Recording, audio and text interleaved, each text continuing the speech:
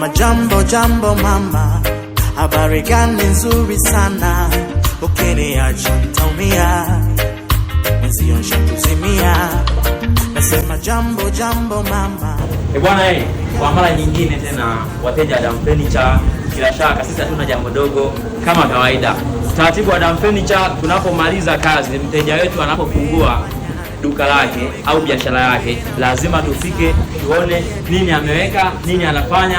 Kama kawaida, kama unavyoona hapa, tuko Phantom hapa, pharmacy safi, bidhaa ziko hot. Bosi, habari? Safi kabisa. Habari za hapa ofisini? Mambo yanaendelea. Kwanza karibuni wateja wa Kahama. Tuko kabla kabisa na klabu ya Chomazon. La pharmacy inaitwa Overflow Pharmacy. Pharmacy ambayo tunauza bei rafiki. Sisi tutakuwa tuna huduma nzuri. Tutakupigia kwa namba zetu za simu 07 11 99 39 na 64. Tuko na fundi wetu hapa, tumetengenezea mandhari kama mnavyoiona.